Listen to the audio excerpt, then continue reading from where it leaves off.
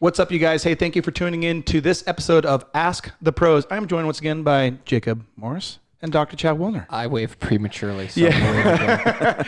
It is okay. You did a premature wave. But anyway, so today, this show is awesome because we can come in, take these topics that people have, okay, these questions they have, bring them in.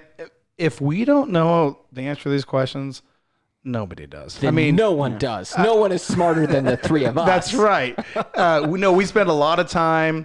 We put our money down on this stuff so you guys don't have to. But today we're talking about targeting the perfect lead. So I'm going to set up the premise on this one, if you don't mind. I was going to have you do it. Go for it. Because you and I deal with this all the time. But there is this misconception, okay?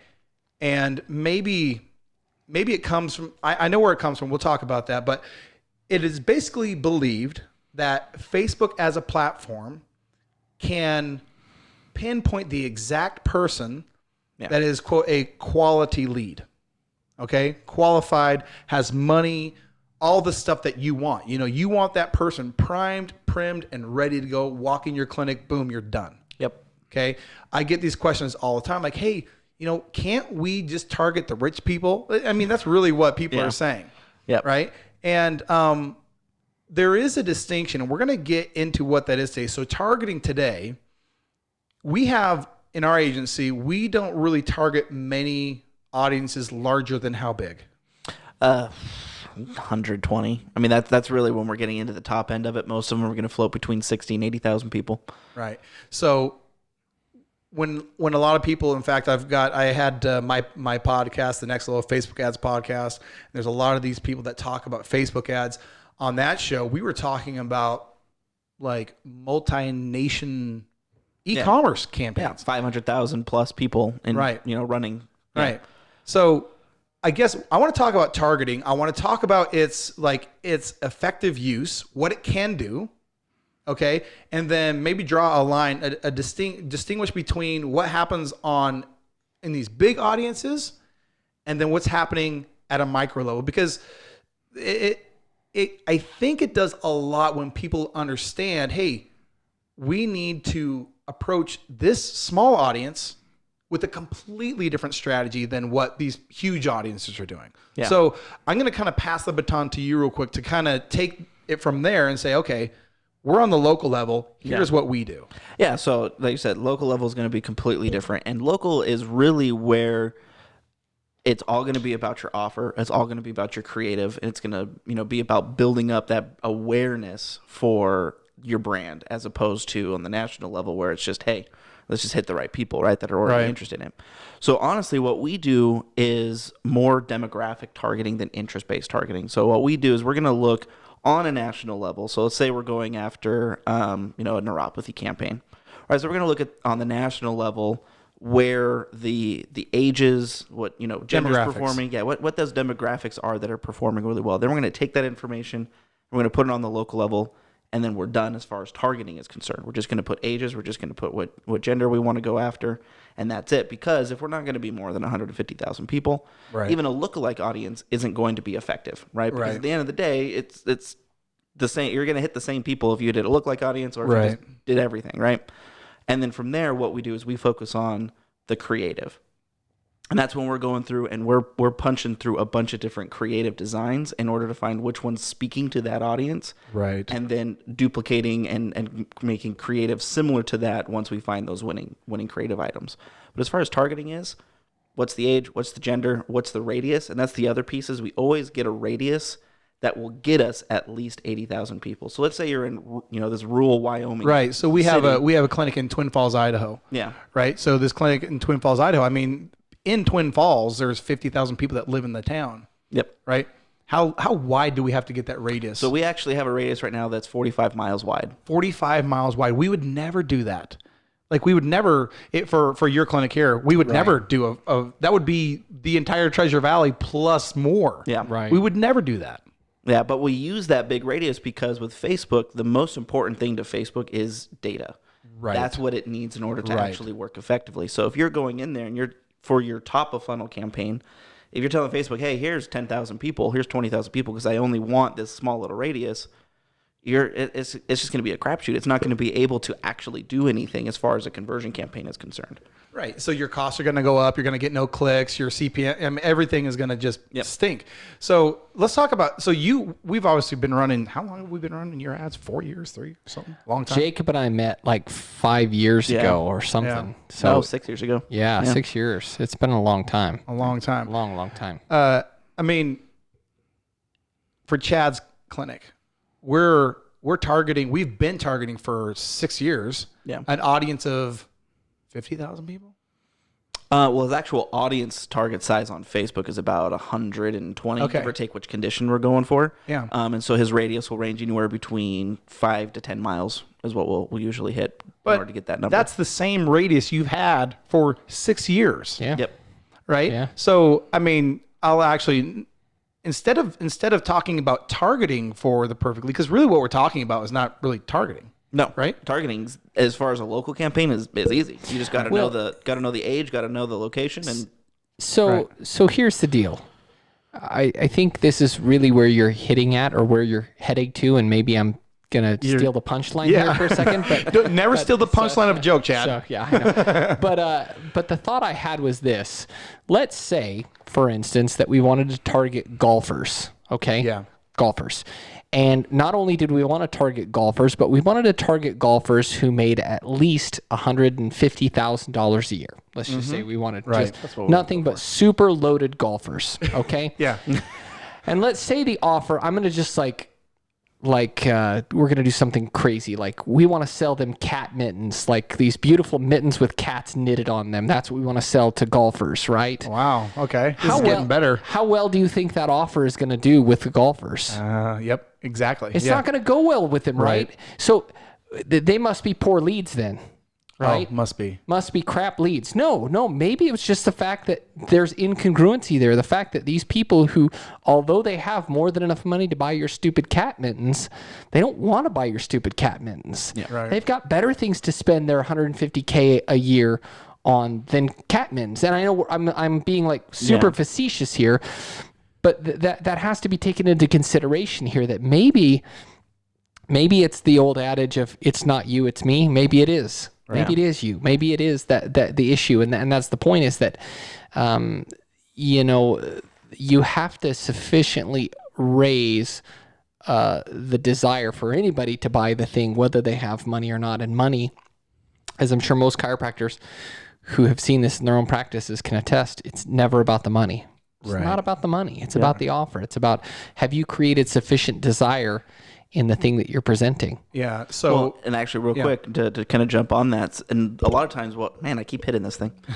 A lot of the times that we keep getting with those, if you were to give me that exact offer, right? Somebody will say, well, can't you target golfers that make that much money that like cats? Because clearly those people are going to buy my cat mittens. Right. That's perfect for them. But what most people don't understand specifically with Facebook ads is when you keep limiting that audience, Facebook performs worse and worse, not better and better. Yes. Right? It's the exact opposite of what you would expect it to do. So if you keep niching that audience down tighter and tighter, it needs data. Yeah, what you're going to end up getting is CPM costs are going to be $300 for 1,000 impressions, and you're going to get a click, a week, and you're going to be like, well, why isn't this working? It's the perfect targeting. It's because, you've only got 1,000 people in your audience. Right. So, and that's the thing, is there would be a strategy for that if you could guarantee that your offer was converting at such a high level that it would make sense to then, okay, we're going to go laser specific, and or if the offer had sufficient value to it. Let's say that, let's say that somehow you had we're sticking with the cat. We're gonna invite them to a cat mitten convention mastermind that was a $15,000 mastermind. Yeah. And let's say you got it nailed down, then it might be worth it to pay that, to have that just laser specific targeting to that degree where you just knew the minute that was going to go there, and there was sufficient depth that you were willing to pay those costs to acquire those. Well, the cat mastermind sounds amazing. Cat mitten. Sorry, cat mitten mastermind sounds amazing. But I guess there's 2 segues I want to make. One is this is at the heart of our 3-click campaigns, right? Right. So our 3-click campaigns have identified what people want. Your problem. So this whole are my leads are unqualified or quality. That whole thing gets solved by giving people an offer that they want. Yep. Okay, so now you need to figure out first, what are the offers that they want, and second, how do I present this to you in a way to where you will want it more? Yep. Right. Okay, so our 3-click campaigns, I've got a link in the description below where you can learn more about those, but that is the first piece, okay? The second piece is, it's not that you can't target small groups of people, it's that there's a strategy for that. Right. So when a we time talk, and a place. yeah, so talk about remarketing, Jacob. We're not remarketing huge audiences there, so talk about that. Yeah, well, and Facebook treats those type of remarketing audiences completely different than an interest-based targeting that you would go after anyways. Right. So yeah, Because it's not a cold audience now. Exactly. You're re-engaging with an existing audience, and so that probably makes sense that Facebook treats that differently than a cold audience. Yeah, exactly. They're further along the buyer spectrum or the awareness spectrum Exactly. or whatever you want to call it. Yeah, Facebook's goal. So and this is when you're an advertiser, you have to always keep in mind the goal of Facebook. Their goal is to keep their users on Facebook, right? Right. They don't want them going to your website. They want your ad revenue. They don't want them leaving Facebook. So anything that you can get them to have a good experience on Facebook, you're going to get rewarded for. So remarketing campaigns perform better. You can have remarketing campaigns that have 25 people in them on Facebook, right? So it's super, super niche down that you can have super, targeted messaging back towards. And Facebook will give you really good pricing on it because they've been there. They came back to Facebook. They're basically rewarding you, saying, "Hey, you're helping us build a better platform," right? And that's where that remarketing comes into play. Because you can say, "Hey, they went to." Let's say you've got a 3-step funnel, right? You've got the top of the funnel, and then they opt in, and then you've got maybe a one-time offer on the other end of it. So let's say they opted in on that first part, but they didn't claim your one-time offer. You could build a remarketing audience that goes right after those people the one-time offer and say, "Hey, this is your last chance to get it. This is going to expire in a week or whatever to get them to claim it." Totally good on Facebook, and you're not going to get raked over the coals as far as costs are concerned. Right. It's just going to be, you can't do that for top of the funnel type campaigns. Well, and your remarketing, that's where most of your juice is going to come anyway. Yep. They're going to be smaller audiences, but the fortune's in the follow-up. You're going to be hitting those people with the same thing over and over again, within reason. We don't want to buzz people or bug them, we don't blast them, but we're sending them the same information because one way or another, they engaged. They either opened it up, they clicked, whatever they did. Well, and the difference is they are aware of it now too. So in your top of the funnel thing, you're brand new to them, right? That offer is brand new to them. Now in those remarketing campaigns, you're no longer brand new to them. They know what's going to happen. The other part that's really nice about remarketing campaigns is from an advertiser standpoint, you're going to learn really quick whether that secondary remarketing offer is going to work or not. Really quick because they already know who you are. So it's going to give you that opportunity to we actually were talking about this with Chad earlier today. It's going to really give you that opportunity to be able to run through concepts on offers to your remarketing audience before you bring them up to a top of funnel situation because they're going to respond faster than your top of funnel people will. And I think this brings home a really important concept that docs may or may not realize they do on a very regular basis is as much as we would love our audience to instantaneously, quote unquote, get it, they don't instantaneously get it, right? That what you have up here, and the challenge is chiropractors, and I think for the most part, a lot of other healthcare professionals, we tend to be very passionate. Yes. And with that passion comes like it or not, a higher degree of irrationality in the sense that I don't understand why you don't get this. I get it.